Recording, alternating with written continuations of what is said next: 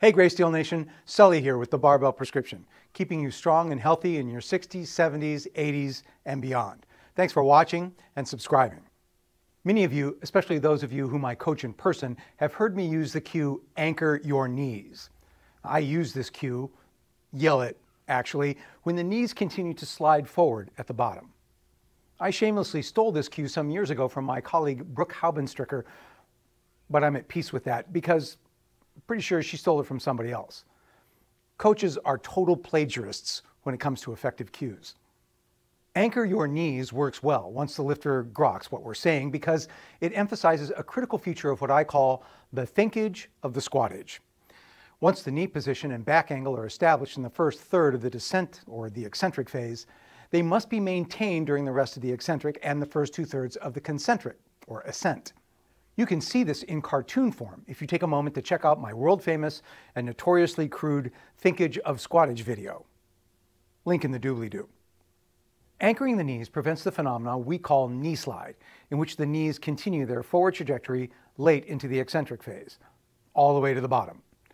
Knee slide is objectionable for a couple of reasons, not least being that it places undue stress on the knees, both by projecting them too far forward and unbalancing the forces across the joint. Now, knee slide can rob the lifter of depth. While it is possible to hit depth in the squat even when the knees are forward, my observation has been that it is unusual and difficult. And this has led me to an elaboration of the mental model or thinkage of the squat. The movement budget. I want to emphasize that the movement budget is not a strict physical relationship or even an objective reality. It's just a way of thinking about the squat that I have found valuable for lifters struggling with certain technical issues. So I'm not going to argue about it. With that disclaimer out of the way, here's what I mean by the movement budget. At the end of the eccentric, as you approach the bottom of the squat, your knees can go forward or your hips can go down, but not both. In other words, you have a certain amount of movement at the bottom of the squat, a movement budget, but no more. You can spend it on knees forward, pushing your knees out well in front of your toes, but then you've shot your wad and you'll have no movement left to spend on lowering your hips into depth. Or you can anchor your knees in the correct position, just barely in front of your toes, and invest your movement budget in lowering your hips. And that is movement well spent. Now, I have found this thinkage beautifully effective for lifters who struggle with knee slide and corresponding lack of depth. It doesn't always completely fix the problem. The two-bow still has to come out sometimes. Even in such stubborn cases, though, thinking about the squat this way is very helpful. But wait, there's more. Turns out there's a third budget line to consider, the back angle. If you lean forward as you approach the bottom in the last half of the eccentric, then you're spending movement on the back angle, and you won't have that movement to spend on lowering your hips. Again, this is just a corollary of the thinkage of the squattage.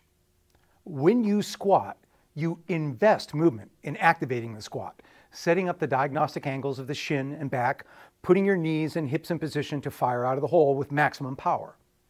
After this initial investment in movement, all the rest of the budget goes into lowering the hips and raising the hips, because that's what a squat is, an exercise in which the hips are lowered and then raised.